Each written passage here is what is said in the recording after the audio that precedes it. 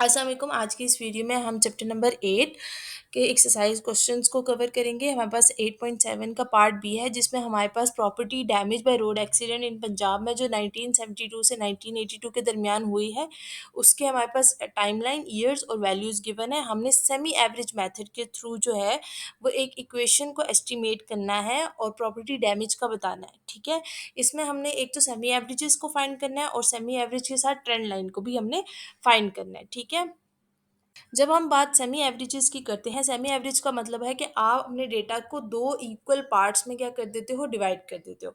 अगर आपके पास even number है, अगर आपके पास वैल्यूज इवन नंबर में है, तो उसका जो सिंपल आपके पास सोल्यूशन ये होता है कि आपने दो हिस्सों में डाल दिया। अगर 10 वैल्यूज हैं तो पाँच पाँच, अगर 12 है तो छः छः।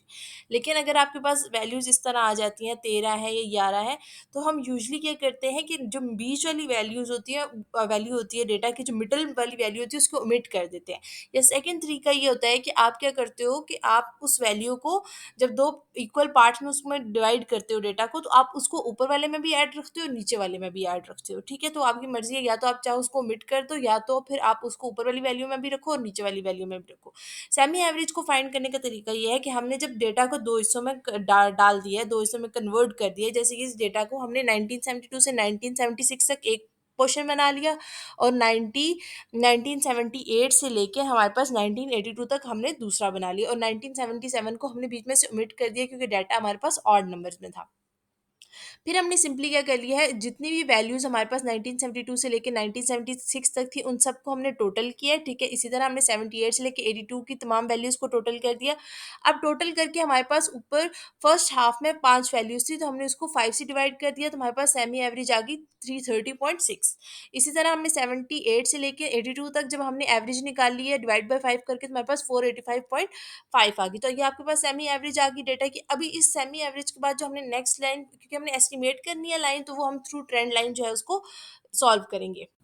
अब ट्रेंड लाइन फाइंड करने के लिए क्या है कि हमने सेमी एवरेजेस फाइंड कर ली, और फर्स्ट हाफ की सेमी एवरेज हमारे पास 330.6 आई थी, और सेकंड हाफ की जो हमारे पास सेमी एवरेज आई थी वो 485.8 आई थी। ठीक है, अब हमने क्या करना है कि जो हमारे पास फर्स्ट हाफ और सेकंड हाफ है, इन दोनों का मिड पॉइंट हमने निकालना है। ठीक है, मतलब इन दोनों को हम, इसका भी हमने हाफ निकाला है। जो हमने सेमी एवरेजेस निकाली हैं उसमें जो हमारे पास फर्स्ट हाफ है और सेकंड हाफ है, उनका भी हमने हाफ निकालना है। ठीक है, फर्स्ट हाफ जो था वो हमारे पास 1972 से 1976 था, और इन दोनों का जो हाफ है, मिडल है, वो हमारे पास 1974 बनेगा, और सेकंड हाफ जो है वो 1978 से 1982 था, तो उसका हमारे पास हाफ 1980 बनेगा। ठीक है, तो हमारे पास सेमी एवरेजेस हमने निकाल ली थी, और सेमी एवरेज के बाद हमने क्या किया, हमने एक्स की जो वैल्यूज़ हैं ये आप खुद लेट करते हो अकॉर्डिंग टू आपकी जो वैल्यूज़ गिवन है उसके हिसाब से। जैसे हमने अगर फर्स्ट हाफ में अगर हम इसको देखते हैं, सेमी एवरेज 360 थी, हमने उसकी वैल्यू को लेट कर लिया 0।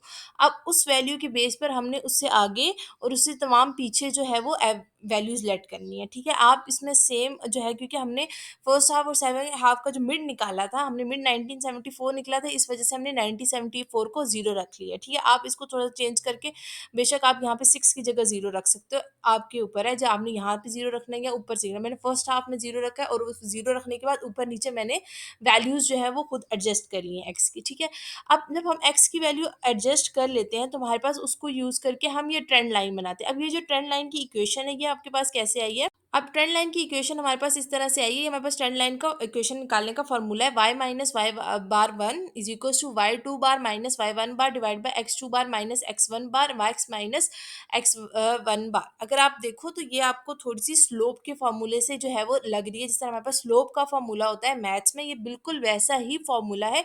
जस्ट हमने इसमें थोड़ा सा जो है वो, आप कह देते हो कि स्टैट्स का टच दिया है। ये हमारे पास सिंपल जो हमारे पास स्लोप का फॉर्मूला होता है वही है, जस्ट यहाँ पे हमारे पास वाई वन वाई टू की जगह हमने इंस्टेड ऑफ दैट हमने एवरेजेस को यूज़ किया है। ठीक है, अब वाई वन जो है वो हमारे पास एवरेज आ गई जो हमने निकाली थी 330.6। इसी तरह हमारे पास वाई टू भी एवरेज आ गई 485.8। इसी तरह हमारे पास जो एक्स टू और एक्स वन है, एक्स वन वो है जो आपके पास फर्स्ट हाफ का मिड पॉइंट था। फर्स्ट हाफ का मिड पॉइंट 1974 था, जिसको हमने क्या किया था, 0 कंसीडर किया था, और सेकेंड हाफ का मिड पॉइंट जो था वो हमारे पास था 1980 था। 1980 पे आपकी जो एक्स की वैल्यू आ रही थी वो 6 आ रही थी। सिंपली हमने क्या किया, इसमें वैल्यूज पुट किया, तो हमारे पास इक्वेशन आ गई है 3110.6 29.2 एक्स। ठीक है, आपने हमने उस फ़ॉर्मूले से ट्रेंड लाइन की इक्वेशन निकाली। अब हमने जो x की वैल्यू खुद से अज़्यूम की थी, हम सिंपल जहाँ-जहाँ हमारे पास इक्वेशन में x था, वहाँ-वहाँ ट्रेंड लाइन में हम क्या कर देंगे, जो हमने x की वैल्यूज़ अज़्यूम की हमने वो डाली। इस तरह हमारे पास ट्रेंड लाइन निकल आई है। अभी नेक्स्ट क्वेश्चन में हमने क्या करना है, सेमी एवरेजेस को और हमने 5 ईयर मूविंग एवरेज को प्लॉट करना है। इसमें हमारे पास वैल्यूज़ गिवन है, ईयर्स गिवन है। हमने सिंपल इसमें सेमी एवरेजेस फाइंड करने हैं और साथ में 5 ईयर मूविंग एवरेज फाइंड करना है और साथ ही साथ उनका ग्राफ जो है वो हमने प्लॉट करना है। इस क्वेश्चन में हमने क्या करना है, हमने 5 ईयर मूविंग एवरेजेस और सेमी एवरेज फाइंड करना है। सेमी एवरेज आपको अभी बताया कैसे फाइंड करेंगे, हम डाटा को 2 हिस्सों में कन्वर्ट कर देते हैं, डिवाइड कर देते हैं। डिवाइड करने के बाद जो है वो हम उसको ऐड करते हैं, डिवाइड करते हैं, जो हमारे पास वैल्यू आती है वो हमारे पास सेमी एवरेज होती है।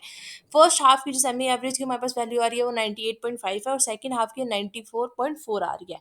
सेकंड में आपने ट्रेंड लाइन फाइंड करनी है। ट्रेंड लाइन आपने कैसे फाइंड करनी है, अभी हमने लास्ट क्वेश्चन में देखा ट्रेंड लाइन का फॉर्मूला होता है, उस फॉर्मूले के थ्रू हम ट्रेंड लाइन फाइंड करते हैं।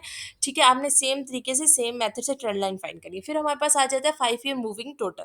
5 ईयर मूविंग टोटल हमने कैसे फाइंड करना है कि जो आपके पास डेटा जो वैल्यू है, ठीक है, वैल्यूज फर्स्ट 5 जैसे 88 से लेके 119 तक आपके पास फर्स्ट 5 वैल्यूज हैं। ठीक है, आपने इन पांचों वैल्यूज को ऐड करना है तो आपके पास 5 ईयर मूविंग टोटल आ जाएगा। ठीक है, फिर आपने क्या करना है, 88 को स्किप कर देना है, फिर आपने 94 से ऑनवर्ड 33 तक पांच वैल्यूज को ऐड करना है तो आपके पास 565 आ जाएगा। इसलिए आपने 94 को स्किप कर देना, आप 126 से ऑनवर्ड 100 को 100 तक आपके पास 5 बनेगी तो आपने उन 5 को टोटल करना। इसी तरह आप ऊपर से एक-एक वैल्यू स्किप करते जाओगे और अगली 5-5 वैल्यू लेते जाओगे, आपके पास 5 ईयर मूविंग टोटल आ जाएगा।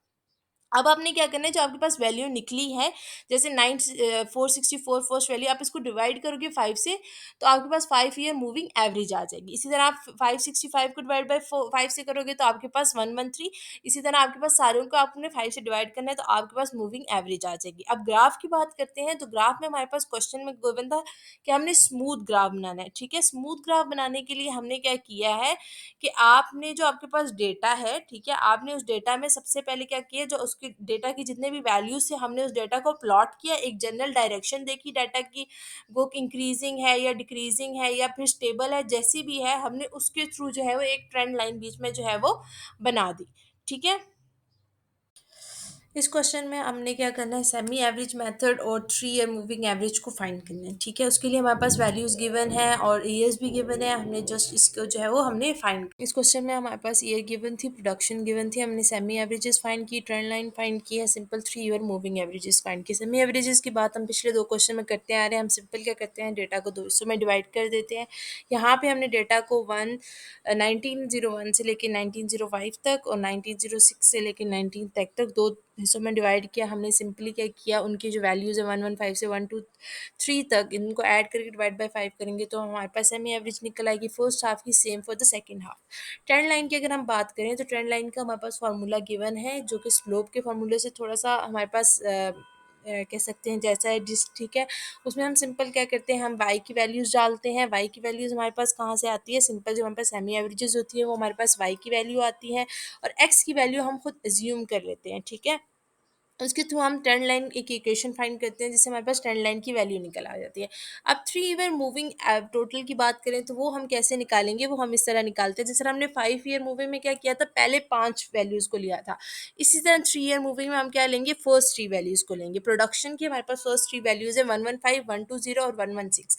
हम तीनों को ऐड करेंगे तो ये हमारे पास 351 आ जाएगा। इसी तरह हम फिर 115 को स्किप कर देंगे, फिर हमारे पास 120, 116 और 113 आ जाएगा। ठीक है, हम तीनों को ऐड करेंगे तो हमारे पास 349 आ जाएगा। इस तरह हम 120 को स्किप करेंगे तो हमारे पास 116, 113 और 123 आ जाएगा। तीनों को ऐड करेंगे हमारे पास 352 आ जाएगा। फिर 116 को स्किप करेंगे तो हमारे पास आ जाएगा 113, 123 और 120। उन तीनों को हमारे पास ऐड करेंगे तो 356 आ जाएगा। इसी तरह हमारे पास 3 ईयर मूविंग टोटल का हमारे पास आ जाएगा, एक कॉलम आ जाएगा। अगर हम 3 ईयर मूविंग टोटल की वैल्यूज़ हमने कैसे लिखी है, वैल्यूज़ हमने ऐसे लिखी है 115, 120 और 116 के दरमियान 120 मिडल था तो हमने मिडल के सामने 3 ईयर मूविंग टोटल लिख दिया। ठीक है, अब इसी के सामने हम इसका क्या करेंगे, एवरेज निकालेंगे। एवरेज कैसे निकालेंगे, 351 को जब हम डिवाइड करेंगे 3 के साथ 117 आ जाएगा। इसी तरह 349 को जो डिवाइड करेंगे 3 के साथ 116, इस तरह सो ऑन हमारे पास 3 ईयर मूविंग एवरेजेस आ